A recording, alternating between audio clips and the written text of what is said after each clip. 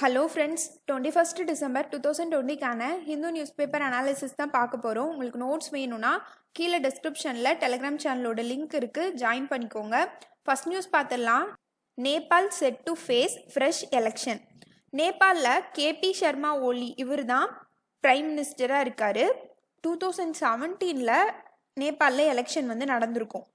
இந்த எலெக்ஷனில் இந்த கேபி சர்மா ஓலியோட பார்ட்டியும் பிரஜந்தா அவங்களோட இன்னொரு மாயோயிஸ்ட் பார்ட்டியும் சேர்ந்து தான் ஆட்சி அமைப்பாங்க. அதுக்கப்புறமா இவரோட ஆட்சியில் இவரோட கூட்டணியில் இருக்காங்கல்ல இந்த லீடர்ஸ்க்கே திருப்தி இல்லையாம். நிறைய விஷயங்கள்ல ரெண்டு பார்ட்டிஸ்க்கும் இடையில நிறைய கன்ஃப்ளிக்ட்ஸ் இருக்குது. இவரோட ஆட்சி பிடிக்கல, இவருக்கு நிறைய பேர் சப்போர்ட் பண்ணுறது கம்மி ஆயிடுச்சு. இந்த மாதிரி ஒரு சுச்சுவேஷன் தான் நேபாளில் போயிட்டு இருக்கு. இதனால இப்போ கேபி சர்மா ஓலி பிரசிடென்ட் கிட்ட சொல்லிட்டாரு, என்னோட ஆட்சியை கலைச்சிடலாம் அப்படின்னு சொல்லிட்டாரு. இதனால நேபாளில் புது எலெக்ஷன் வரப்போகுது. இப்போ அவரோட கூட்டணியில் இருக்கிற லீடர்ஸ்க்கே அவர் எடுத்த சில முடிவுகள் பிடிக்கல. அதில் ஒரு விஷயம் என்ன அப்படின்னா, கொஞ்ச நாளுக்கு முன்னாடி நேபாள் கவர்மெண்ட் அவங்களோட புது மேப்பை ரிலீஸ் பண்ணுவாங்க. இந்த மேப்பில் பார்த்தீங்கன்னா நம்மளோட இந்தியாவோட உத்தரகாண்டில் இருக்கிற காலாபானி, லிபு லேக், லிம்பயாத்ரியா இந்த பிளேசஸ் எல்லாம் நேபாளோட பிளேஸ் அப்படின்னு மென்ஷன் பண்ணி வச்சுருப்பாங்க. இந்த விஷயத்துலையும் நிறைய ப்ராப்ளம்ஸ் இருக்குது அப்படின்னு சொல்லி போட்டிருக்காங்க. ஸோ நேபாளுக்கும் இந்தியாவுக்கும் இந்த காலாபானி இந்த ரீஜியனில் பார்டர் இஷ்யூஸ் இருக்குது. இதை பற்றி டீட்டெயில்டாக நம்ம ஏற்கனவே நம்மளோட சேனலில் டிஸ்கஸ் பண்ணியிருக்கோம். ஃபுல்லாக ஹிஸ்டாரிக்கலாக என்ன நடந்துச்சு, என்ன மாதிரியான ப்ராப்ளம், எப்படி இந்த ப்ராப்ளம் வந்துச்சு அப்படிங்கிறத பற்றி அந்த வீடியோவோட லிங்க் நான் கீழே டிஸ்கிரிப்ஷனில் கொடுக்குறேன். நீங்கள் பார்க்கல அப்படின்னா பாருங்கள். அது 21 மே அன்னைக்கு டிஸ்கஸ் பண்ணியிருப்போம் அந்த இஷ்யூ பற்றி, அது பார்த்துக்கோங்க. அடுத்து, Pandya era inscription found in temple. Viluppuram டிஸ்ட்ரிக்டில் இருக்கிற ஐயூர் அகரம் அப்படிங்கிற ஒரு ஊரில் வரதராஜா பெருமாள் டெம்பிள் இருக்குது. இந்த டெம்பிளோட கருவறை இருக்கும்ல, அதோட பின்பக்க சுவரில் ஒரு இன்ஸ்கிரிப்ஷன் கண்டுபிடிச்சிருக்காங்க. இந்த இன்ஸ்கிரிப்ஷன் மாரவர்மா விக்ரம பாண்டியன், அதாவது லேட்டர் பாண்டியா பீரியடை சேர்ந்த மாரவர்மன் விக்ரம பாண்டியன் 2 இவரோட காலத்தை சேர்ந்தது அப்படின்னு இப்போ ஆராய்ச்சியில் தெரிஞ்சிருக்கு. இந்த இன்ஸ்கிரிப்ஷன் எதை பற்றி அப்படின்னு பார்த்தீங்கன்னா, இந்த ஏரியாவோட அட்மினிஸ்ட்ரேட்டராக இருந்த கலிங்கராயனுக்கும் டெம்பிள் அத்தாரிட்டிஸ்க்கும் இடையில போடப்பட்ட ஒரு அக்ரிமெண்ட் தான் இந்த இன்ஸ்கிரிப்ஷனில் இருக்குது அப்படின்னு சொல்லியிருக்காங்க. இந்த இன்ஸ்கிரிப்ஷன்லேருந்து என்ன தெரியுது அப்படின்னா, இந்த ஐயூர் அகரம் அப்படிங்கிற இந்த வில்லேஜ் ஒரு பிராமின் வில்லேஜ் அப்படிங்கிற மாதிரி மென்ஷன் பண்ணியிருக்காங்க. அது மட்டும் இல்லை, இந்த இன்ஸ்கிரிப்ஷனில் அந்த காலத்தில் என்ன மாதிரியான கிராப்ஸ் அந்த ஏரியாவில் விளைஞ்சிருக்கு அப்படிங்கிறதையும் மென்ஷன் பண்ணியிருக்காங்க. அதாவது coconut, turmeric, sugar cane, banana இதெல்லாம் அந்த ரீஜனில் விளைஞ்சிருக்கிறதாவும் மென்ஷன் பண்ணியிருக்கிறதா சொல்லியிருக்காங்க. டிஎன்பிஎஸ்சி படிக்கிறீங்க அப்படின்னா நல்லா நோட் பண்ணி வச்சுக்கோங்க. The write call. இந்த எடிட்டோரியல் பார்த்தீங்கன்னா ஏற்கனவே நம்ம சாட்டர்டே டீட்டெயில்டாக டிஸ்கஸ் பண்ண ஆந்திர பிரதேஷ் ஹைகோர்ட்டோட அந்த தீர்ப்பு. ஆந்திர பிரதேஷ் ஹைகோர்ட் என்ன சொல்லுவாங்க அப்படின்னா, ஆந்திர பிரதேஷில் இருக்கிற ஜெகன்மோகன் ரெட்டியோட கவர்மெண்ட் கான்ஸ்டியூஷனல் படி நடக்கலை. ஆந்திர பிரதேஷில் கான்ஸ்டியூஷனல் பிரேக் டவுன் இருக்கிற மாதிரி தெரியுது. அதனால கான்ஸ்டியூஷனல் பிரேக் டவுன் இருக்கா அப்படிங்கிறத நாங்கள் என்கொயரி பண்ணி ஆந்திர பிரதேஷில் பிரசிடென்ஷியல் ரூல் கொண்டு வரலாமா அப்படிங்கிறத பார்க்கணும் அப்படின்னு ஒரு தீர்ப்பு சொல்லியிருப்பாங்க. இந்த தீர்ப்பை எதிர்த்து ஆந்திர பிரதேஷோட கவர்மெண்ட் சுப்ரீம் கோர்ட்டுக்கு போவாங்க. இந்த கான்ஸ்டியூஷனல் பிரேக் டவுன் அப்படிங்கிற வார்த்தை பார்த்தீங்கன்னா நம்மளோட கான்ஸ்டியூஷனில் ஆர்டிகல் 356 மென்ஷன் பண்ணியிருக்காங்க. இந்த ஆர்டிகல் 356 எது சம்மந்தமானது அப்படின்னு பார்த்தீங்கன்னா, பிரசிடென்ஷியல் ரூல், அதாவது ஸ்டேட் எமர்ஜென்சி கொண்டு வரும்ல, அது சம்மந்தமான ஒரு ரூல். இந்த ஆர்டிக்கலில் என்ன சொல்லியிருக்காங்க அப்படின்னா, ஒரு ஸ்டேட்டில் கான்ஸ்டியூஷனல் ஃபெயிலியர் நடக்கும்போது, அதாவது ஒரு ஸ்டேட்டில் அந்த ஸ்டேட் கவர்மெண்டோட ஆட்சி கான்ஸ்டியூஷனை தவறி கான்ஸ்டியூஷனுக்கு எதிராக நடக்குது அப்படின்னா அந்த டைமில் பிரசிடென்ட் அந்த ஸ்டேட்டில் என்ன பண்ணலாம், ஸ்டேட் எமர்ஜென்சி இம்போஸ் பண்ணலாம் அப்படின்னு சொல்லியிருக்காங்க. இது ஃபுல்லாகவே எக்ஸிக்யூட்டிவோட பவர். இதில் ஜுடிஷியரிக்கு எந்த ரோலுமே கிடையாது. ஆனால் ஆந்திர பிரதேஷ் ஹைகோர்ட்டோட தீர்ப்பு எப்படி இருக்குது, எக்ஸிக்யூட்டிவ்ஸோட பவரில் இன்டர்வீன் ஆகிற மாதிரி இருக்குது. இதே ஆர்டிகல் 356 ரிலேட்டடாக நம்மளோட சுப்ரீம் கோர்ட் கூட ஒரு ஜட்ஜ்மெண்ட் கொடுத்துருக்காங்க.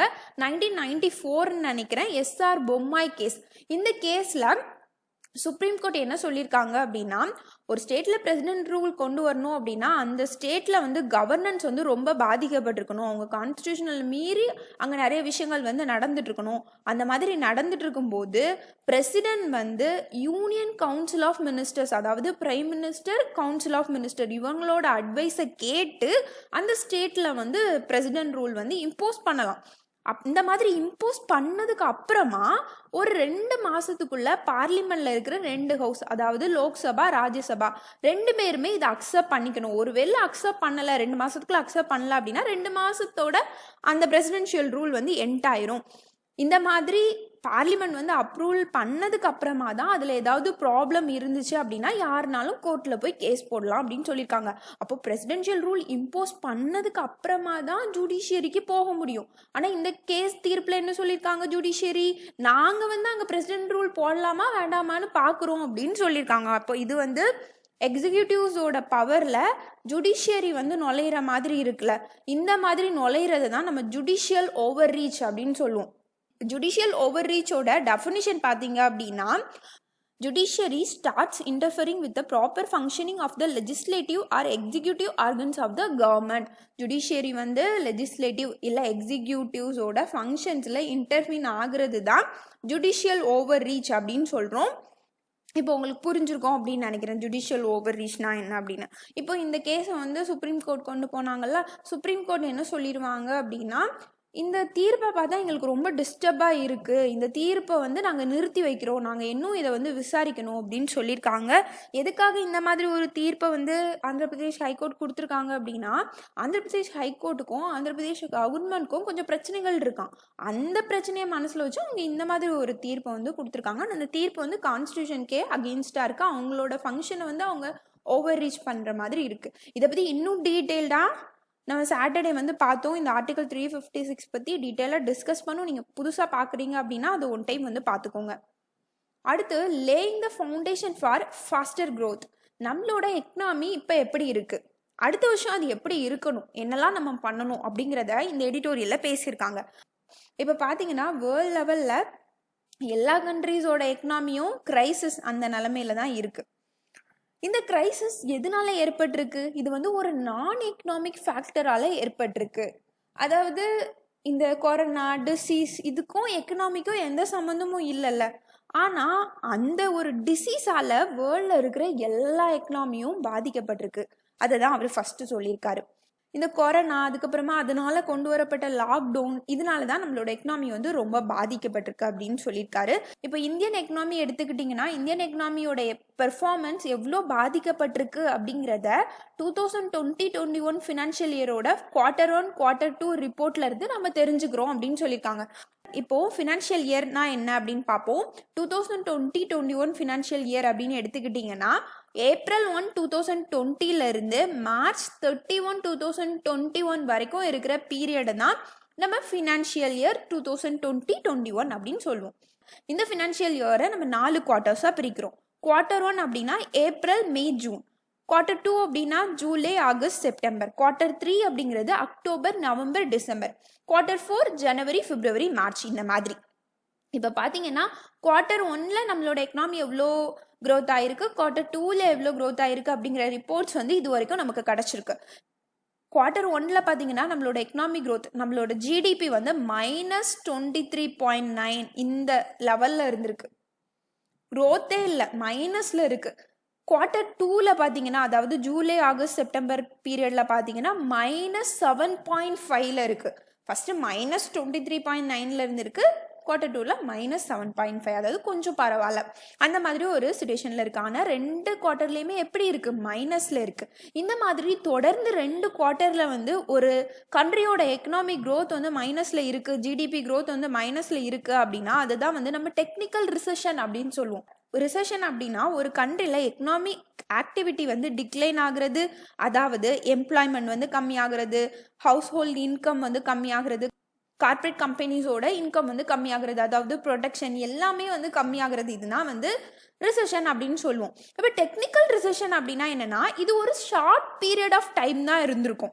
அப்படின்னா அதை வந்து நம்ம டெக்னிக்கல் ரிசெஷன் அப்படின்னு சொல்லுவோம். இப்போது ஒரு வருஷம் ஃபுல்லாக இந்த மாதிரி எக்கனாமிக் ஆக்டிவிட்டி வந்து டவுன்லேயே போயிட்டு இருக்கு, மைனஸ்லேயே இருக்கு அப்படின்னா அதை வந்து ரிசெஷன் அப்படின்னு சொல்லுவோம். ஆனால் ஒரு ஷார்ட் பீரியட் ஒரு 2 குவார்ட்டர் தான் அந்த மாதிரி இருக்கும்போது அதை டெக்னிக்கல் ரிசெஷன் அப்படின்னு சொல்லுவோம். 2 குவார்ட்டரில் வந்து நம்மளோட க்ரோத் வந்து மைனஸில் இருக்கிறதுனால நம்ம டெக்னிக்கல் ரிசெஷன் அப்படின்னு சொல்கிறோம். இதே இன்னும் ஒரு 2-3 குவார்ட்டர் வந்து மைனஸ்லேயே போகணுன்னா அது ரிசெஷன் அந்த ஸ்டேட்டுக்கு வந்து வந்துடும். இது வரைக்கும் நம்மளோட பெர்ஃபார்மன்ஸ் வந்து இப்படி தான் இருக்குது 2020-21 ஃபினான்ஷியல் இயரில். இனிமேல் என்ன பாக்கி இருக்குது, குவார்ட்டர் 3 வந்து முடிய போகுது, அதோட ரிப்போர்ட்ஸ் வந்து இன்னும் கிடைக்கல. குவார்ட்டர் 4 வந்து இருக்குது. இந்த குவார்ட்டர் 3 குவார்ட்டர் 4ல் என்ன ஆகும் அப்படின்னு ஒரு எஸ்டிமேட் பண்ணுறாரு. இப்போ இந்த குவார்ட்டர் 2ல் பார்த்தீங்கன்னா நம்மளோட எக்கனாமி கொஞ்சம் டெவலப் ஆகிருக்குல்ல, -23லேருந்து -7.5 வந்திருக்கு. அப்போ அதுக்கு காரணம் வந்து ஜிஎஸ்டி கலெக்ஷன் வந்து நமக்கு நல்லா இருக்கான். அது மட்டும் இல்லை, கோல், ஸ்டீல், சிமெண்ட் இந்த மேனுஃபேக்சரிங் செக்டார்லலாம் நம்மளோட க்ரோத் வந்து கொஞ்சம் பாசிட்டிவ்ஸாக தான் இருக்குது. அக்டோபர்லேயும் கொஞ்சம் பாசிட்டிவாக தான் இருக்குது அப்படின்னு சொல்லியிருக்காரு. ஆனால் ஹாஸ்பிட்டாலிட்டி செக்டார் வந்து ரிவைவ் ஆக ரொம்ப நாள் ஆகும். ஹாஸ்பிட்டாலிட்டி செக்டார் அப்படிங்கும்போது ஹோட்டல்ஸ், அதுக்கப்புறமா டூரிசம், இது எல்லாமே ஹாஸ்பிட்டாலிட்டியில் வரும். இதெல்லாம் வந்து ரிவைவ் ஆக டைம் ஆகும்ல. ஏன்னா ஹோட்டல் வந்து முன்னாடி மாதிரி எல்லாரும் அதிகமாக யூஸ் பண்ண மாட்டாங்க, அதிகமாக யாருமே டூர் இதெல்லாம் ப்ரிஃபர் பண்ண மாட்டாங்க. இதெல்லாம் வந்து ரிவைவ் ஆக கொஞ்சம் கஷ்டமாகும் அப்படின்னு சொல்லியிருக்காங்க. வேர்ல்ட் லெவலில் இன்டர்நேஷ்னல் மானிட்டரி ஃபண்டோட கருத்து கணிப்பில் அவங்க என்ன சொல்லியிருக்காங்க அப்படின்னா, இந்தியாவோட எக்கனாமி 2020-21 ஃபினான்ஷியல் இயரில் -10.3% வந்து டிக்ளைன் ஆகும். 4 குவார்ட்டரையும் சேர்த்து மொத்தமாக ஆவரேஜாக -10.3% வந்து டிக்ளைன் ஆகும் அப்படின்னு சொல்லியிருக்காங்க. ஆனால் இவர் என்ன சொல்கிறாரு அப்படின்னா, இப்போ வந்து ஜிஎஸ்டி கலெக்ஷன்லாம் நல்லா இருக்குது, கோல், ஸ்டீல், சிமெண்ட் இதெல்லாம் வந்து க்ரோத் வந்து இருக்குது. இதெல்லாம் பார்க்கும்போது நம்ம வந்து நம்மளோட எக்கனாமிக் க்ரோத் டவுன்ஃபாலை வந்து -6க்குள்ளே கொண்டு வர முடியும் அப்படின்னு சொல்லியிருக்காரு. அடுத்து இந்த 2021-22 ஃபினான்ஷியல் இருக்குல்ல, அடுத்து ஏப்ரல் 2021 வந்து ஸ்டார்ட் ஆகும்ல, இந்த ஃபினான்ஷியல் இயரில் நம்ம என்னெல்லாம் எதிர்பார்க்கணும், என்னெல்லாம் வந்து பண்ணணும் அப்படிங்கிற மாதிரி சொல்லியிருக்காரு. ஃபஸ்ட்டு இந்த 2021-22 ஃபினான்ஷியல் இயரில் நம்மளோட எக்கனாமிக் க்ரோத்தை வந்து 8% வந்து கொண்டு வரணுமா. அப்போ தான் நம்மளால் இந்த 2020 நமக்கு ஏற்பட்ட இழப்புகள் எல்லாத்தையுமே ஈடு பண்ண முடியும் அப்படின்னு சொல்லியிருக்காங்க. அப்போது 8%, இப்போ நம்ம வந்து -7.5ல் இருக்கோம், அதுலேருந்து நம்ம வந்து அடுத்த ஃபினான்ஷியல் இயரில் எப்படி கொண்டு வரணும், 8% கொண்டு வரணும். 8% கொண்டு வரணும் அப்படின்னா ஃபஸ்ட்டு இந்த COVID-19 நிறைய ரெஸ்ட்ரிக்ஷன் போட்டிருக்காங்கல்ல, லாக்டவுன் இந்த மாதிரி ரெஸ்ட்ரிக்ஷன்லாம் போய் நார்மல் ஸ்டேட்டுக்கு நம்மளோட கண்ட்ரி வரணும்.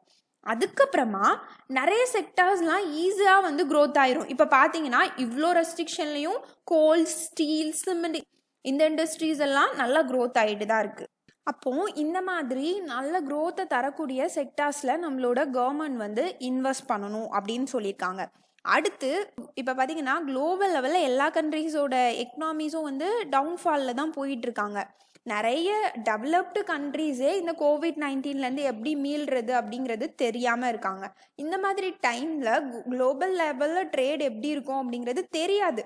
அதுக்காக நம்ம வந்து நம்மளோட பார்டர்ஸை வந்து க்ளோஸ் பண்ணக்கூடாது அப்படின்னு சொல்லியிருக்காங்க. அதாவது மற்ற கண்ட்ரீஸ் கூட நம்ம வச்சுருக்க ட்ரேடை வந்து கம்மி பண்ணக்கூடாது அப்படின்னு சொல்லியிருக்காங்க. எப்போ நம்ம வந்து நம்மளோட எக்ஸ்போர்ட்ஸை வந்து நல்லா வளர்க்குறோமோ அப்போ தான் நம்மளோட எக்கனாமி வந்து நல்லா டெவலப் ஆகும் அப்படின்னு சொல்லியிருக்காங்க. ஏன்னா எக்ஸ்போர்ட் பண்ணும்போது என்ன ஆகும், நம்ம பொருட்களை விற்கும் போது தானே நமக்கு நல்ல காசு கிடைக்கும், இன்கம் கிடைக்கும், அப்போ தானே நம்மளோட எக்கனாமியும் வந்து டெவலப் ஆகும். அந்த மாதிரி நம்மளோட எக்ஸ்போர்ட்டை வந்து டெவலப் பண்ணால் மட்டும்தான் நம்மளோட எக்கனாமி வந்து லாங் டேர்மில் வந்து க்ரோத் ஆகும் அப்படின்னு சொல்லியிருக்காரு. அடுத்து ஆர்பிஐயோட மானிட்டரி பாலிசி எப்படி இருக்கணும் அப்படின்னு சொல்லியிருக்காரு.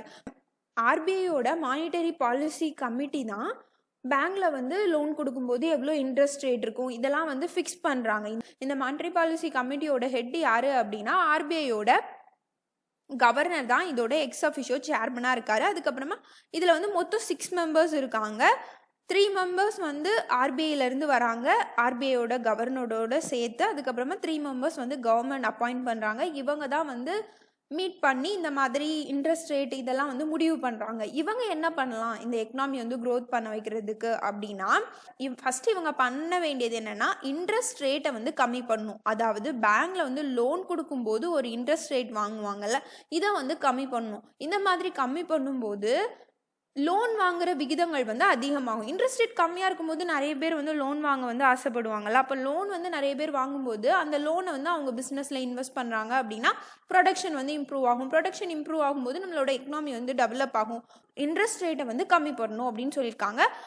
அதுக்கப்புறமா ப்ரொவைடிங் லிக்விடிட்டி அப்படின்னா அதான் லோன் ரேட்டை வந்து அதிகமாக்கணும். நிறைய மெஷர்ஸ் எடுத்து இந்த மாதிரி லோன் கொடுக்கறது, பீப்புள்ஸ் கிட்ட வந்து பணம் புழங்குறத வந்து அதிகப்படுத்தணும் அப்படின்னு சொல்லியிருக்காங்க. அதுக்கப்புறமா மொரட்டோரியம் வந்து கொடுக்கலாம். இப்போ கடன் வாங்குறாங்க அப்படின்னா ஒரு 2 மாதத்துக்கு உங்களுக்கு வந்து வட்டி கிடையாது, நீங்கள் அந்த வட்டியை வந்து சேர்த்து ஒரு 2 மாதம் கழிச்சு தாங்க, அந்த மாதிரி மொரட்டோரியம் வந்து கொடுக்கலாம். இந்த மாதிரி பண்ணும்போது இண்டஸ்ட்ரீஸ் வந்து அவங்களோட ப்ரொடக்ஷன் வந்து இம்ப்ரூவ் பண்ணுறதுக்கு வாய்ப்பாக இருக்கும் அப்படின்னு சொல்லியிருக்காங்க. அடுத்து ஃபிஸ்கல் இனிஷியேட்டிவ்ஸ் கவர்மெண்ட் என்ன பண்ணலாம் அப்படின்னு சொல்லியிருக்காரு. கவர்மெண்ட் வந்து அவங்களோட எக்ஸ்பெண்டிச்சரை வந்து அதிகமாக்கணும் அப்படின்னு சொல்லியிருக்காரு. ஃபிஸ்கல் டெஃபிசிட் வந்து அதிகமானாலும் பரவாயில்ல, கவர்மெண்ட் வந்து அவங்களோட எக்ஸ்பெண்டிச்சரை வந்து அதிகமாக்கணும் அப்படின்னு சொல்லியிருக்காங்க. ஃபிஸ்கல் டெஃபிசிட் அப்படின்னா என்னன்னா, கவர்மெண்டோட எக்ஸ்பெண்டிச்சர் வந்து அவங்களோட ரெவன்யூவை விட அதிகமாக இருக்கிறது தான் ஃபிஸ்கல் டெஃபிசிட் அப்படின்னு சொல்லுவோம். இப்போ நம்ம கண்ட்ரி போயிட்டு இருக்க சுச்சுவேஷனில் கவர்மெண்ட் வந்து எக்ஸ்பெண்டிச்சரை அதிகமாக்கி தான் ஆகணும். இந்த 2020-21 ஃபினான்ஷியல் இயரில் கவர்மெண்ட் வந்து எவ்வளோ முடியுமோ அவ்வளோ செலவு பண்ணி எல்லா செக்டர்ஸையும் டெவலப் பண்ணால் மட்டும்தான் அடுத்து நமக்கு க்ரோத் வரும். க்ரோத் வந்துச்சுன்னா ஆட்டோமேட்டிக்காக நமக்கு ரெவன்யூ வர ஆரம்பிச்சிடும்ல, அப்போ அதை ஈடு பண்ணிக்கலாம் அப்படின்னு இவர் சொல்லியிருக்காரு. அதுக்கப்புறமா என்ன சொல்லியிருக்காரு அப்படின்னா, கவர்மெண்ட் பப்ளிக் செக்டர் 2 பேருமே இன்வெஸ்ட்மெண்ட் வந்து பண்ணணும். அதுக்கான பிளானை வந்து அடுத்து பட்ஜெட் வரும்ல 2021, அந்த பட்ஜெட்டில் வந்து இந்த இன்வெஸ்ட்மெண்ட் பிளான்லாம் கிளியராக வந்து கவர்மெண்ட் போடணும் அப்படின்னு சொல்லியிருக்காங்க. அடுத்து பார்த்தீங்கன்னா இன்வெஸ்ட்மெண்ட்டை வந்து இன்க்ரீஸ் பண்ணணும் அப்படிங்கிற மாதிரி தான் இதுலேயும் சொல்லியிருக்காங்க. கவர்மெண்ட் வந்து இன்வெஸ்ட்மெண்ட்ஸை வந்து இன்க்ரீஸ் பண்ணுறதுக்காக நேஷ்னல் இன்ஃப்ராஸ்ட்ரக்சர் பைப்லைன் அப்படிங்கிற ஒரு ப்ராஜெக்டை வந்து கொண்டு வந்திருப்பாங்க. இது வந்து எப்போ கொண்டு வந்திருப்பாங்க அப்படின்னா 2019-20 பட்ஜெட் வந்து அனௌன்ஸ் பண்ணும்போது இந்த ப்ரோக்ராமை வந்து நம்மளோட ஃபினான்ஷியல் மினிஸ்டர் வந்து அனௌன்ஸ் பண்ணியிருப்பாங்க.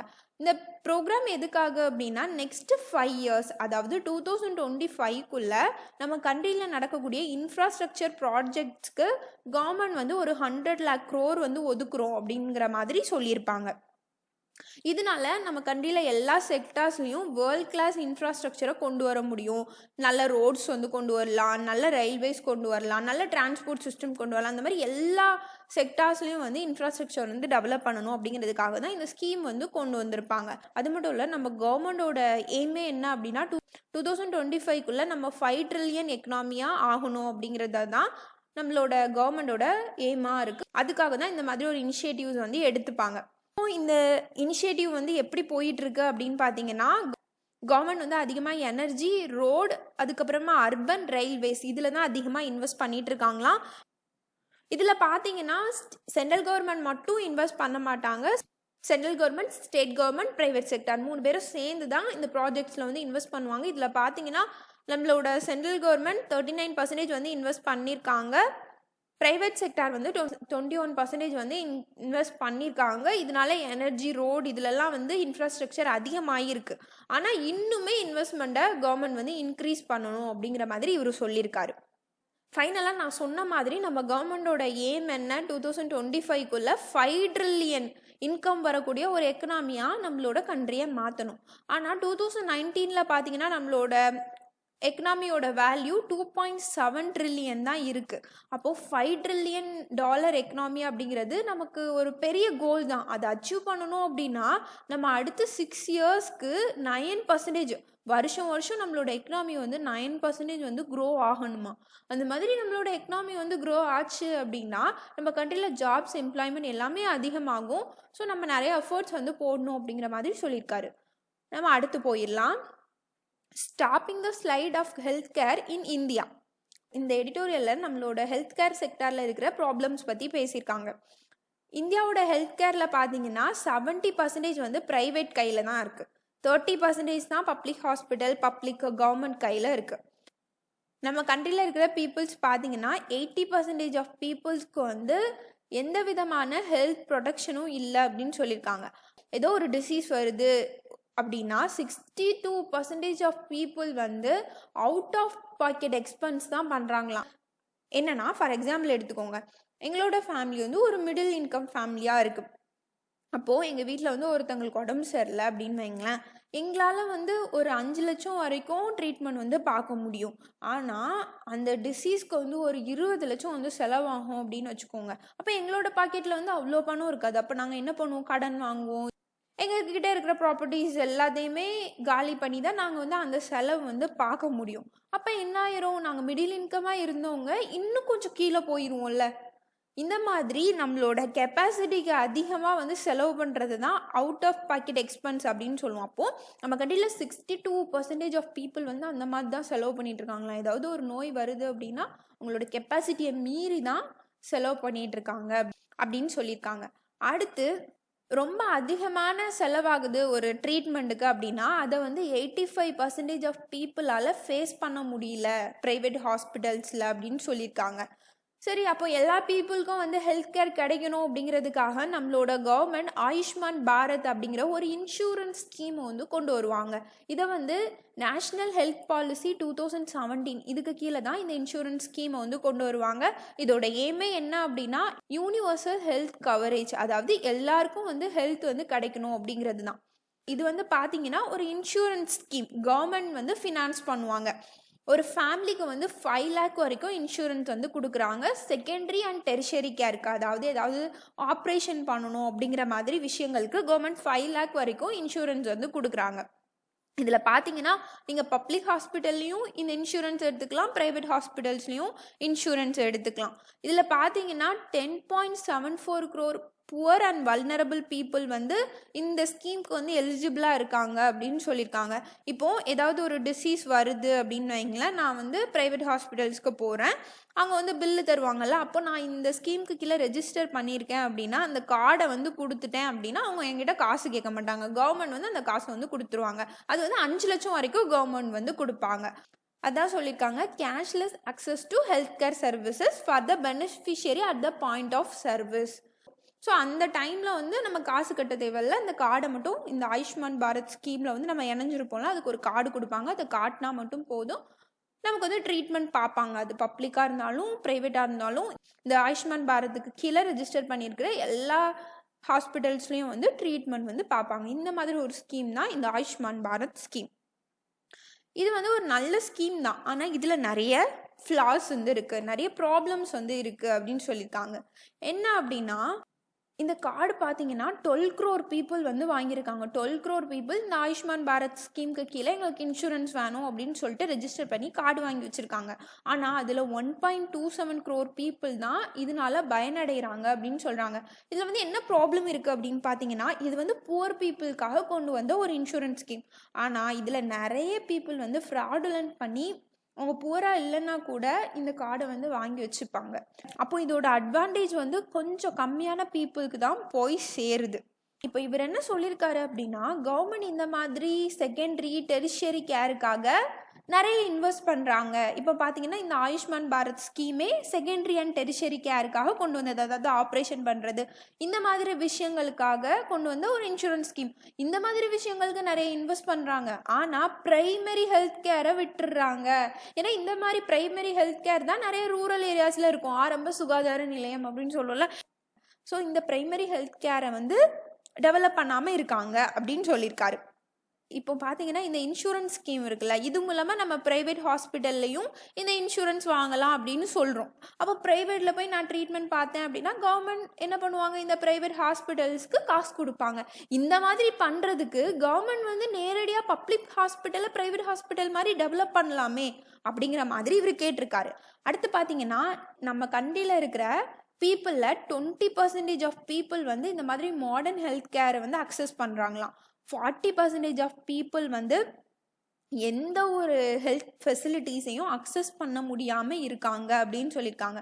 அடுத்து இன்னும் ஒரு 40% ஆஃப் பீப்புள் இருக்காங்க, இவங்க வந்து ரொம்ப புவர் கிடையாது, ஆனால் ஹாஸ்பிட்டல் பில்லை வந்து கட்டுற அளவுக்கு அவங்க பணக்காரங்க கிடையாது. அந்த ஹாஸ்பிட்டல் பில்லால் என்ன ஆவாங்க, ரொம்ப டிஃபிகல்ட்டியை ஃபேஸ் பண்ணுவாங்க. அதான் அவுட் ஆஃப் பாக்கெட் எக்ஸ்பெண்டிச்சர். இந்த மாதிரி சுச்சுவேஷனில் நிறைய பேர் இருக்காங்க அப்படின்னு சொல்லியிருக்காங்க.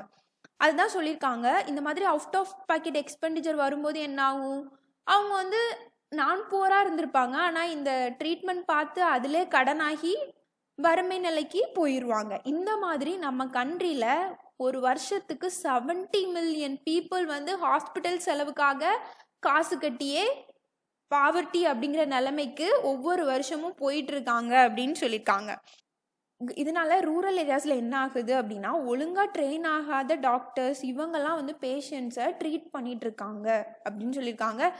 ஒழுங்காக ட்ரெயின் பண்ணாமல் அவங்க பீப்புளுக்கு ட்ரீட்மெண்ட் பார்க்குறாங்க அப்படின்னா அதில் எவ்வளோ ப்ராப்ளம்ஸ் வந்து வரும், அதை தான் இவர் வந்து சொல்லியிருக்காரு. அப்போ என்ன பண்ணலாம் அப்படின்னா, ஃபஸ்ட்டு ரூரல் ஏரியாஸில் இருக்கிற நம்பர் ஆஃப் டாக்டர்ஸை வந்து இன்க்ரீஸ் பண்ணணும் அப்படின்னு சொல்லியிருக்காங்க.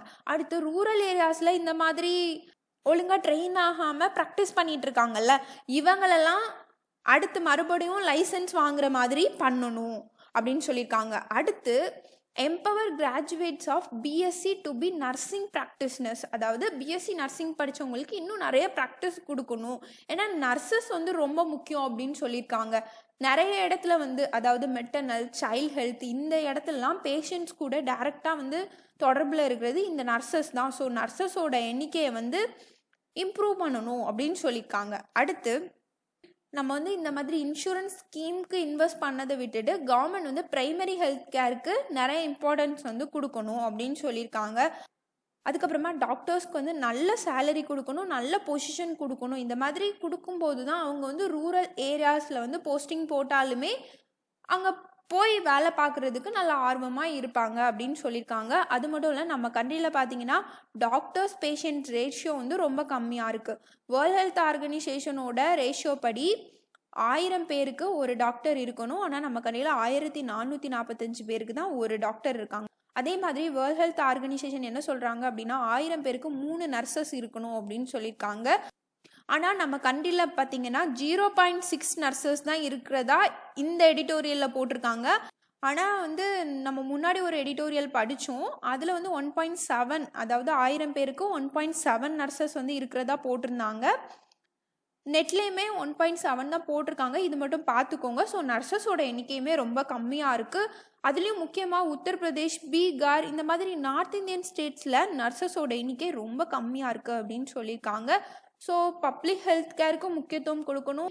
அதே மாதிரி இந்த பப்ளிக் ஹெல்த் கேரில் ஒர்க் பண்ணுற டாக்டர்ஸ், நர்சஸ் இவங்களுக்கெல்லாம் நல்ல ட்ரைனிங் கொடுக்கணும், அவங்களுக்கு நல்ல சேலரி கொடுக்கணும். அப்போ தான் வந்து ஹெல்த் ஃபெசிலிட்டிஸை எல்லா பீப்புளுக்கும் கொண்டு போய் சேர்க்க முடியும் அப்படின்னு சொல்லியிருக்காங்க. நம்ம அடுத்த எடிட்டோரியல் பார்த்துடலாம். Losing the plot on women's safety. இதில் மகாராஷ்டிராவில் சக்தி கிரிமினல் லா பில் 2020 அப்படின்னு ஒரு பில் வந்து கொண்டு வந்திருக்காங்க. இந்த எடிட்டோரியலில் இந்த பில்லில் என்னென்ன ப்ரொவிஷன்ஸ்லாம் இருக்குது, அதில் என்ன ப்ராப்ளம்ஸ்லாம் இருக்குது அப்படிங்கிறத பற்றி பேசியிருக்காங்க. ஃபஸ்ட்டு இந்த பில்லில் பார்த்தீங்கன்னா punishment in cases of false complaints அப்படின்னு ஒரு ப்ரொவிஷன் இருக்குது. அப்படின்னா என்னென்னா, இப்போது ஒரு பர்சன் வந்து போலீஸ் ஸ்டேஷனில் போய் ஒரு கம்ப்ளைண்ட் வந்து கொடுக்குறாங்க இன்னொரு பர்சன் மேலே. என்ன சொல்கிறாங்க அப்படின்னா, இந்த ஆள் வந்து என்னை வந்து செக்ஷுவல் ஹராஸ் பண்ணிட்டாங்க அப்படின்னு கம்ப்ளைண்ட் கொடுக்குறாங்க. ஆனால் அது வந்து பொய்யா கொடுக்குறாங்க, ஃபால்ஸ் கம்ப்ளைண்ட்டாக கொடுக்குறாங்கன்னு வைங்களேன். அந்த மாதிரி ஃபால்ஸ் கம்ப்ளைண்ட் கொடுக்குறவங்க மேலே நடவடிக்கை எடுக்கப்படும் அப்படிங்கிறது தான் இதில் இருக்கிற ஒரு ப்ரொவிஷன். இந்த மாதிரி ஒரு ப்ரொவிஷன் பார்த்தீங்கன்னா நம்ம கண்ட்ரியில் ஒரே ஒரு லாவில் தான் இருக்கான்.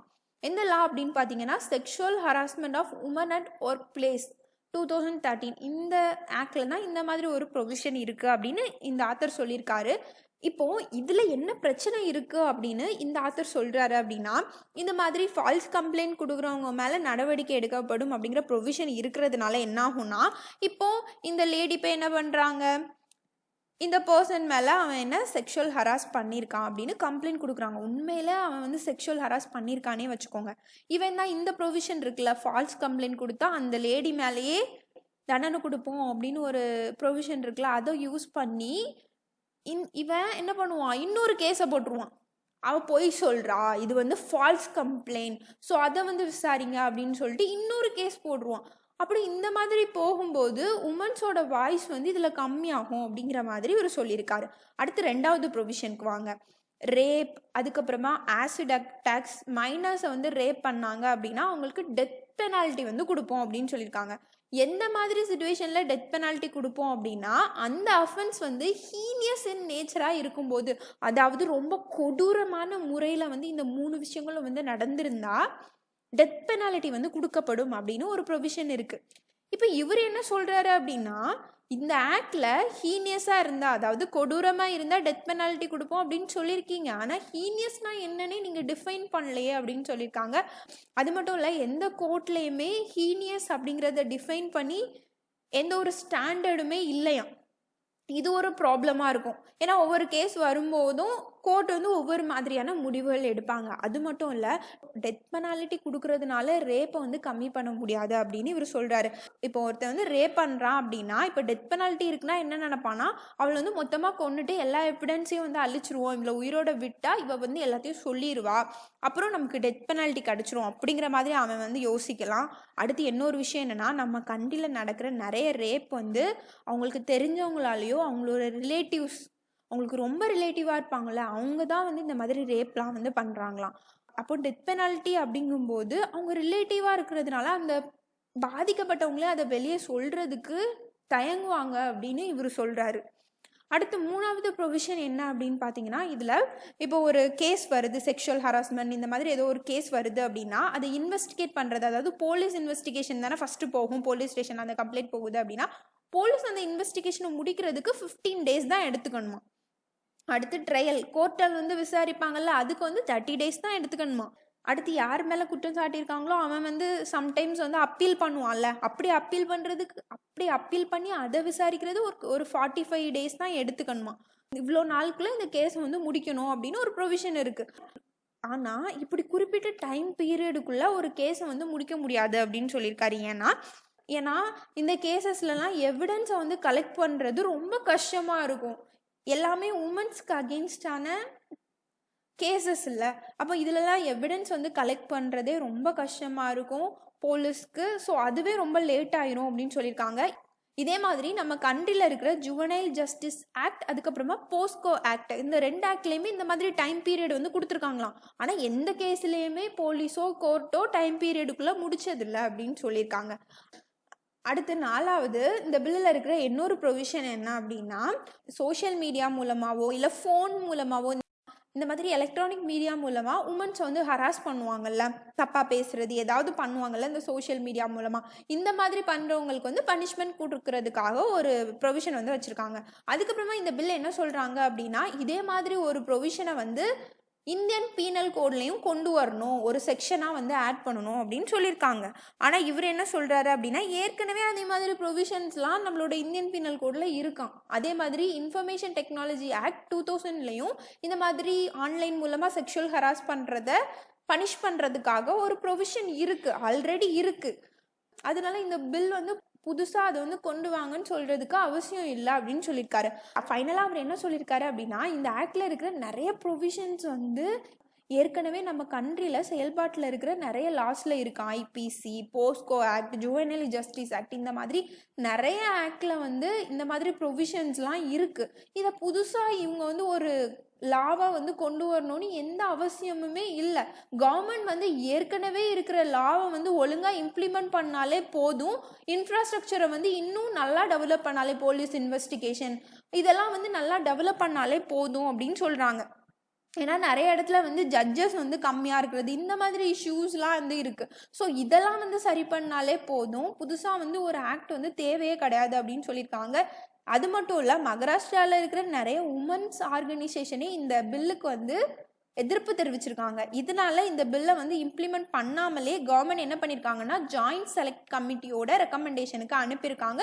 இவர் என்ன சொல்கிறாரு அப்படின்னா, அவங்க நல்லா இந்த பில்லை வந்து ஆராய்ச்சி பார்த்துட்டு இந்த பில்லை வந்து அவசியம் இல்லை அப்படின்னு சொல்லணும்.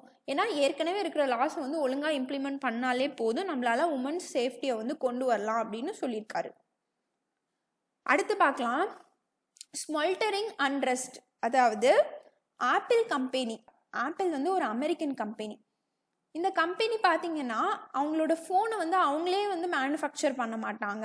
வேறு கண்ட்ரியில் அவங்களோட மேனுஃபேக்சரிங் ஃபேக்ட்ரிஸை வந்து வச்சுப்பாங்க.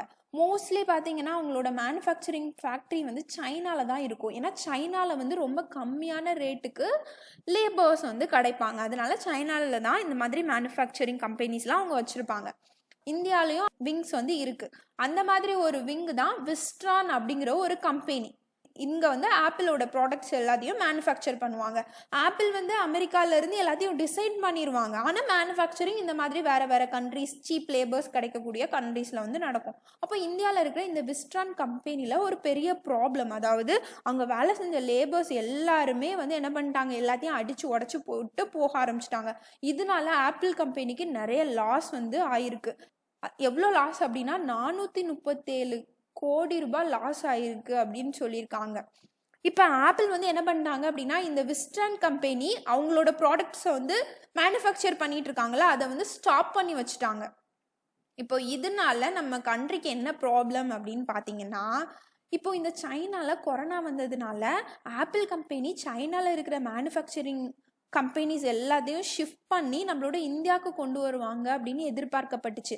இந்த மாதிரி இந்தியாவுக்கு அவங்களோட மேனுஃபேக்சரிங் கம்பெனிஸ் எல்லாம் கொண்டு வரும்போது நம்மளோட எக்கனாமி வந்து டெவலப் ஆகும், நமக்கு வந்து நிறைய ஜாப் ஆப்பர்ச்சுனிட்டிஸ் வந்து கிடைக்கும். அதே மாதிரி ஆப்பிள் ஃபோன் வந்து நம்ம கண்ட்ரியில் கம்மியான ரேட்டுக்கு கிடைக்கும். இந்த மாதிரி நிறைய ப்ராஸ்பரிட்டிஸ் வந்து இருந்துச்சு. இப்போ இந்த ப்ராப்ளமால அது வந்து ஒரு சந்தேகமாயிருக்கு. ஏன்னா இந்தியாவில் வந்து இந்த மாதிரி லேபர்ஸ் வந்து எல்லாத்தையும் அடித்து உடச்சி போட்டுட்டாங்க அப்படின்னு தெரிஞ்சால் ஆப்பிள் கம்பெனிக்காரன் இங்கே வந்து அவங்களோட மேனுஃபேக்சரிங் கம்பெனியை வைப்பானா, வைக்க மாட்டான். அதுதான் ப்ராப்ளம். அப்போது நம்ம கவர்மெண்ட் வந்து என்ன பண்ணணும் அப்படின்னா, ஒழுங்கான லேபர் லாஸ் வந்து கொண்டு வரணும் அப்படின்னு சொல்லியிருக்காங்க. ரீசெண்டாக பார்த்தீங்கன்னா நம்மளோட கவர்மெண்ட் வந்து இந்த புதுசாக வந்து லேபர் கோட்ஸ் வந்து கொண்டு வருவாங்க. ஆனால் அது எல்லாத்தையும் பற்றியும் கவர்மெண்ட் சொல்லும்போது அது வந்து இண்டஸ்ட்ரியல் டெவலப் பண்ணும், பிஸ்னஸை வந்து டெவலப் பண்ணணுன்னு தான் சொல்கிறாங்களே தவிர லேபர்ஸ்க்கு வந்து ரைட்ஸ் கிடைக்கும் அப்படிங்கிற மாதிரி சொல்ல மாட்டேங்கிறாங்க. ஸோ லேபருக்கு ஒழுங்கான அவங்களோட ரைட்ஸை வந்து கொடுத்தா மட்டும்தான் இந்த மாதிரி லேபர் ப்ரொட்டஸ்ட்டை வந்து தடுக்க முடியும் அப்படின்னு சொல்லியிருக்காங்க. ரெண்டாவது பார்த்தீங்கன்னா இந்தியன் லேபர் கான்ஃபரன்ஸ் அப்படின்னு ஒன்று இருக்குது. அதாவது இந்த கான்ஃபரன்ஸில் யாரெல்லாம் இருப்பா அப்படின்னா, எம்ப்ளாயர்ஸ், அதாவது கம்பெனி ஓனர்ஸ் இவங்கெல்லாம் இருப்பாங்க. அதுக்கப்புறமா லேபர்ஸ் இருப்பாங்க, அதுக்கப்புறமா கவர்மெண்ட் இருப்பாங்க. இந்த 3 பேரும் உட்காந்து பேசுறது தான் இந்த இந்தியன் லேபர் கான்ஃபரன்ஸ். இந்த இந்தியன் லேபர் கான்ஃபரன்ஸ் மூலமாக பேச்சுவார்த்தை நடத்தும் போது ஒவ்வொருத்தருக்கும் என்னென்ன தேவை அப்படிங்கிறது தெரியும். கவர்மெண்ட்டும் அதுக்கேற்ற மாதிரி புதுசாக ஆக்டோ ஒரு பாலிசியோ வந்து கொண்டு வர முடியும். ஆனால் இந்த இந்தியன் லேபர் கான்ஃபரன்ஸ் வந்து 2015க்கு முன்னாடி நடந்துட்டு இருந்திருக்கு. ஆனால் 2015க்கு அப்புறமா அது வந்து எஃபெக்டிவாக இல்லை அப்படின்னு கவர்மெண்ட் வந்து அதை நிறுத்தி வச்சுட்டாங்க. இந்த எடிட்டோரியலோட ஆத்தர் என்ன சொல்கிறாரு அப்படின்னா, லேபர்ஸ் வந்து இந்த மாதிரி ப்ரொட்டஸ்ட் பண்ணாமல் இருக்கணும் அப்படின்னா இந்த மாதிரியான டயலாக் ஃபாரம் வந்து இருக்கணும். அப்போ தான் அவங்களோட தேவைகள் என்ன அப்படிங்கிறத கவர்மெண்ட்டும் புரிஞ்சுக்க முடியும், கம்பெனி ஓனர்ஸும் வந்து புரிஞ்சுக்க முடியும். ஸோ இந்தியன் லேபர் கான்ஃபரன்ஸ் வந்து நடத்தணும் அப்படின்னு சொல்லியிருக்காங்க. நம்ம அடுத்து போயிடலாம். இப்போ இந்த டேட்டா பாயிண்ட் பாருங்கள். இதில் வந்து டிசம்பர் 16 யுனைடெட் நேஷனில் ஒரு ரெசல்யூஷன் வந்து கொண்டு வந்திருக்காங்க. அதாவது moratorium on the use of death penalty, அதாவது டெத் பெனாலிட்டியை வந்து எங்கள் கண்ட்ரியில் வந்து கொடுக்க மாட்டோம் அப்படிங்கிற மாதிரி ஒரு ரெசல்யூஷன். இதை பார்த்தீங்கன்னா 2007 இருந்தே இந்த ரெசல்யூஷனை வந்து நம்மளோட யுனைடெட் நேஷன் கொண்டு வந்துட்டு இருக்காங்க. இதில் பார்த்தீங்கன்னா 123 கண்ட்ரிஸ் வந்து எஸ் சொல்லியிருக்காங்க. நாங்கள் வந்து எங்கள் கண்ட்ரியில் டெத் பெனாலிட்டியை வந்து அடுத்த ரெசல்யூஷன் வர வரைக்கும் கொண்டு வர மாட்டோம் அப்படின்னு எஸ் சொல்லியிருக்காங்க. ஆனால் 38 மெம்பர்ஸ் வந்து நோ, நாங்கள் வந்து டெத் பெனால்ட்டி கொண்டு வருவோம் அப்படின்னு சொல்லியிருக்காங்க. இந்தியாவும் நோ அப்படின்னு சொல்லியிருக்காங்க, நாங்கள் டெத் பெனால்ட்டி கொண்டு வருவோம் அப்படின்னு சொல்லியிருக்காங்க. இப்போது இந்த டேட்டா பாயிண்டில் என்ன சொல்லியிருக்காங்க அப்படின்னா, இந்தியாவில் நிறைய கேசஸில் வந்து மரண தண்டனைகள் வந்து கொடுத்துருக்காங்க. ஆனால் அதில் கொஞ்சம் மரண தண்டனைகள் தான் நிறைவேற்றப்பட்டிருக்கு அப்படின்னு சொல்லியிருக்காங்க. அது மட்டும் இல்லை, இந்தியாவில் கொடுக்கப்படுற மரண தண்டனைகளில் 50% வந்து செக்ஷுவல் அஃபென்சஸ்க்கு தான் கொடுக்குறாங்க அப்படின்னு சொல்லியிருக்காங்க. அதோட டேட்டாஸ் தான் இங்கே போட்டிருக்காங்க. இங்கே பாருங்கள், 2019 52.9% டெத் சென்டென்ஸ் வந்து செக்ஷுவல் அஃபென்ஸ்க்கு தான் கொடுத்துருக்காங்க அப்படின்னு சொல்லியிருக்காங்க. இது ஒன் டைம் பார்த்துக்கோங்க. அடுத்து இந்தியா யூஎஸ் மல்லோவர் அன்ஃபினிஷ்டு ஒர்க். இப்போ பார்த்தீங்கன்னா யூஎஸில் வந்து எலெக்ஷன் வந்து முடிஞ்சாச்சு, புது பிரசிடென்ட் வந்து வரப்போகிறாரு. ஸோ இப்போ இருக்கிற அஃபிஷியல்ஸ் அந்த சைடு யூஎஸில் இருப்பாங்களா, அந்த அஃபிஷியல்ஸ் வந்து இந்தியன் அஃபிஷியல்ஸ் கூட ஒரு ஃபேர்வெல் டிஸ்கஷன், ஃபேர்வெல் டேலாம் செலிப்ரேட் பண்ணுவோம்ல, அந்த மாதிரி ஒரு டிஸ்கஷன் வந்து நடந்திருக்கு. இப்போது இந்தியாவுக்கும் யூஎஸ்க்கும் பார்த்தீங்கன்னா பொலிட்டிக்கல் லெவலில் நல்ல என்கேஜ்மெண்ட் வந்து இருந்திருக்கு இந்த ட்ரம்ப் பீரியடில். அதாவது நம்மளோட மோடி வந்து அங்கே போகிறது, அதுக்கப்புறமா ட்ரம்ப் வந்து இங்கே வந்தார்ல, நம்ம நமஸ்தே ட்ரம்ப் அப்படின்னு ஈவெண்ட்லாம் வந்து செலிப்ரேட் பண்ணணும். இந்த மாதிரி பொலிட்டிக்கல் லெவலில் ஃப்ரெண்ட்ஷிப் வந்து நல்லா இருந்திருக்கு. ஆனால் ட்ரேட் லெவலில் கொஞ்சம் ப்ராப்ளம்ஸ் வந்து இருக்குது அப்படின்னு சொல்லியிருக்காங்க. ஏற்கனவே நம்ம பார்த்தோம்ல, சாட்டர்டே கூட பார்த்தோம். காட்ஸா ஆக்ட் அப்படின்னு ஒன்று இருக்குது. இந்த ஆக்டை வந்து அமெரிக்கா வந்து 2017 கொண்டு வந்தாங்க. இந்த ஆக்ட் மூலமாக அவங்க கிட்ட டிஃபென்ஸ் எக்யூப்மெண்ட்ஸ் வாங்கிட்டு இருக்க ஒரு கண்ட்ரி ரஷ்யா கூட டிஃபென்ஸ் எக்யூப்மெண்ட் டிஃபென்ஸ் டீல்லாம் போடக்கூடாது. அந்த மாதிரி போட்டாங்க அப்படின்னா அமெரிக்கா வந்து அவங்களுக்கு கொடுத்துட்டு இருந்த டிஃபென்ஸ் எக்யூப்மெண்ட்ஸ் இதெல்லாம் வந்து கேன்சல் பண்ணிடுவாங்க. எல்லா டீலையுமே கேன்சல் பண்ணிடுவாங்க. இதே மாதிரி தான் இப்போ ரீசெண்டாக டர்க்கி வந்து ரஷ்யாவோட S-400 மிசைலை வந்து வாங்குவாங்க. அதுக்காக அவங்க கூட இருந்த டீல் எல்லாத்தையுமே கேன்சல் பண்ணிட்டாங்க. இந்தியாவும் இந்த மாதிரி வாங்குறதுக்காக பிளான்ல இருக்காங்க. ஆனால் இந்தியாவுக்கு வந்து இதுல இருந்து ரிலீஃப் கொடுப்போம் அப்படிங்கிற மாதிரி ஒரு ஆக்ட் வந்து கொண்டு வந்திருக்காங்க. 2018 இந்தியாவுக்கு இந்த மாதிரி சாங்ஷன் போட மாட்டோம் அப்படின்னு யுனைடெட் ஸ்டேட்டோட பார்லிமெண்ட், யுனைடெட் ஸ்டேட்டோட காங்கிரஸ்ல வந்து ஒரு பில் வந்து கொண்டு வந்திருக்காங்க. ஆனா அந்த பில்லுக்கு கடைசி வரைக்கும் பிரசிடென்ட் ட்ரம்ப் வந்து என்ன பண்ணல, ஒப்புதல் வந்து கொடுக்கல. அப்படின்னா என்ன அர்த்தம்? கண்டிப்பா நம்ம வாங்கினா நம்ம மேலேயும் சாங்ஷன்ஸ் வந்து போடுவாங்க அப்படின்னு அர்த்தம். ஸோ ஜோ பைடன் வரப்போறாருல, அவர் வரும்போதாவது இந்த ப்ராப்ளம் வந்து சால்வ் ஆகுதா இல்லையா அப்படிங்கிறத நம்ம பார்க்கணும். இன்னொரு விஷயம் என்ன அப்படின்னா, ஜென்ரலைஸ்டு சிஸ்டம் ஆஃப் ப்ரெஃபரன்ஸ். அதாவது நல்ல டெவலப்டான ஒரு கண்ட்ரி கொஞ்சம் டெவலப் ஆகிட்டு இருக்கும்ல, டெவலப்பிங் கண்ட்ரி, நம்ம இந்தியா மாதிரி டெவலப்பிங் கண்ட்ரிக்கு கொடுக்கக்கூடிய ட்ரேடில் கொடுக்கக்கூடிய ப்ரெஃபரன்ஸ். அதாவது இப்போது இந்த டெவலப்பிங் கண்ட்ரி இருக்குல்ல, இப்போ இந்தியா இருக்குல்ல, இந்தியா வந்து யூஎஸ்க்கு நிறைய பொருட்களை வந்து எக்ஸ்போர்ட் பண்ணிட்டு இருப்போம். நம்ம கண்ட்ரிலேருந்து நிறைய பொருட்களை அவங்க கண்ட்ரிக்கு விற்கிறதுக்காக கொண்டு போவோம்ல. இந்த மாதிரி கொண்டு போகும்போது அந்த கண்ட்ரியில் விற்கணும் அப்படின்னா நம்ம அந்த கவர்மெண்ட்டுக்கு கொஞ்சம் டேக்ஸ் கட்ட வேண்டியது இருக்கும். இப்போ இந்த ஜென்ரலைஸ்டு சிஸ்டம் ஆஃப் ப்ரெஃபரன்ஸ் மூலமாக இந்த நல்லா வளர்ச்சி அடைந்த கண்ட்ரி என்ன சொல்லுவாங்க, நீங்கள் வந்து இந்த பொருட்களுக்கெல்லாம் டேக்ஸ் கட்டாமே எங்கள் கண்ட்ரியில் விற்றுக்கோங்க அப்படின்னு நமக்கு ஒரு ப்ரெஃபரன்ஸ் வந்து கொடுப்பாங்க. இதை தான் வந்து ஜென்ரலைஸ்டு சிஸ்டம் ஆஃப் ப்ரெஃபரன்ஸ். இந்த ப்ரெஃபரன்ஸ் வந்து பார்த்திங்கன்னா ரொம்ப வருஷமாகவே நம்ம கண்ட்ரியில் இருக்கிற நிறைய பொருட்களுக்கு யூஎஸ் கவர்மெண்ட் வந்து கொடுத்துட்ருக்காங்க. ஆனால் 2019 ட்ரம்ப்போட கவர்மெண்ட் வந்து இந்த ஜெனரலைஸ் சிஸ்டம் ஆஃப் ப்ரெஃபரன்ஸை நிறைய பொருட்களுக்கு வந்து கேன்சல் பண்ணிடுவாங்க. இந்த மாதிரி ப்ராப்ளம்ஸும் இருக்குது. இதையும் வந்து நம்ம சரி பண்ண முடியுமா அப்படிங்கிறத பார்க்கணும் அப்படிங்கிற மாதிரி சொல்லியிருக்காங்க. ஸோ அடுத்து போயிடலாம். India to bring more Nations into coastal radar network. அதாவது இந்தியன் ஓஷன் இருக்குல்ல, இந்த ரீஜியன் ஃபுல்லாகவே மானிட்டர் பண்ணுறதுக்காக நம்மளோட கண்ட்ரி வந்து நிறைய இடத்துல ரேடார்ஸ் வந்து ஃபிக்ஸ் பண்ணியிருக்காங்க. அதுதான் வந்து ரேடார் நெட்வொர்க் அப்படின்னு சொல்லுவோம்னா, நம்மளோட சீ பார்டருக்குள்ளே மட்டும் கிடையாது, மரிஷியஸ், ஸ்ரீலங்கா இந்த மாதிரி நிறைய கண்ட்ரீஸோட பார்டருக்குள்ளேயும் நம்மளோட ரேடார் சிஸ்டமை இன்ஸ்டால் பண்ணி வச்சுருக்கோம். அவங்க கூட டீல் போட்டுட்டு நம்ம வந்து இன்ஸ்டால் பண்ணி வச்சுருக்கோம். இந்த ரேடாரில் இருந்து கிடைக்கக்கூடிய இன்ஃபர்மேஷன்ஸ் எல்லாத்தையும் நம்ம எங்கே ஸ்டோர் பண்ணி வைக்கிறோம் அப்படின்னு பார்த்தீங்கன்னா, navies information fusion centre for the Indian ocean region, இந்த சென்டரில் தான் வந்து நம்ம ஸ்டோர் பண்ணி வச்சுட்ருக்கோம். இந்த சென்டர் வந்து எங்கே இருக்குது அப்படின்னா, குருகிராம் அப்படிங்கிற இடத்துல இருக்குது. இங்கே வந்து எல்லாம் இந்த மொரிஷியஸில் இருக்கிற ரேடாராக இருக்கட்டும், ஸ்ரீலங்காவில் இருக்கிற ரேடாராக இருக்கட்டும், அதுக்கப்புறமா சேச்சலஸ் அப்படிங்கிற கண்ட்ரியில் இருக்கிற ரேடாராக இருக்கட்டும், எல்லா ரேடாரில் இருந்தும் இன்ஃபர்மேஷன் வந்து இந்த ஃபியூஷன் சென்டரில் வந்து சேவ் ஆகிருக்கும். அதுக்கப்புறமா ஒவ்வொரு கண்ட்ரிக்கும் இப்போ மொரிஷியஸ் வந்து டேட்டாஸ் கேட்குறாங்க அப்படின்னா இந்த ஃபியூஷன் சென்டர்லேருந்து மொரிஷியஸ்க்கு நம்ம கொடுப்போம். இந்த மாதிரி நம்மளோட ரேடார் சிஸ்டம் வந்து இருக்குது. இப்போ இந்த ரேடார் சிஸ்டத்தை வந்து இன்னும் எக்ஸ்பேண்ட் பண்ணலாம் அப்படின்னு பிளான் பண்ணியிருக்காங்க. அதாவது மாலத்தீவ்ஸ், மியான்மர், பங்களாதேஷ் இந்த மாதிரி இடத்துலையும் இந்த மாதிரி ரேடார் சிஸ்டம் வந்து ஃபிக்ஸ் பண்ணலாம் அப்படிங்கிற மாதிரி பிளான் பண்ணியிருக்காங்க. அதை பற்றி தான் போட்டிருக்காங்க. அடுத்து இது வந்து ஸ்போர்ட்ஸ் ரிலேட்டடான நியூஸ். நீங்கள் டிஎன்பிஎஸ்சி படிச்சிங்க அப்படின்னா பார்த்துக்கோங்க. அதாவது பாக்ஸிங் வேர்ல்ட் கப் வந்து நடந்திருக்கும். எங்கே நடக்கும் அப்படின்னா, ஜெர்மனியில் இருக்கிற கோலன் அப்படிங்கிற இடத்துல வந்து நடந்துச்சு. இந்த போட்டியில் பார்த்தீங்கன்னா நம்மளோட இந்தியா வந்து செகண்ட் பிளேஸில் வந்து வந்திருக்காங்க. இந்தியா பார்த்தீங்கன்னா 3 கோல்டு வந்து வாங்கியிருக்காங்க, 2 சில்வர், 4 பிரான்ஸ் வந்து வாங்கியிருக்கதா சொல்லியிருக்காங்க. மொத்தம் 9 மெடல்ஸ் வந்து நம்ம வாங்கியிருக்கோம். நம்ம செகண்ட் பிளேஸில் இருக்கோம். ஃபர்ஸ்ட் பிளேஸில் பார்த்தீங்கன்னா ஜெர்மனி வந்து இருக்காங்க அப்படின்னு சொல்லியிருக்காங்க. நீங்கள் டிஎன்பிஎஸ்சி படிக்கிறீங்க அப்படின்னா இந்த நியூஸ் பார்த்துக்கோங்க. ஸோ இன்றைக்கி நியூஸ் அவ்வளோதான் ஃப்ரெண்ட்ஸ். Thank you so much.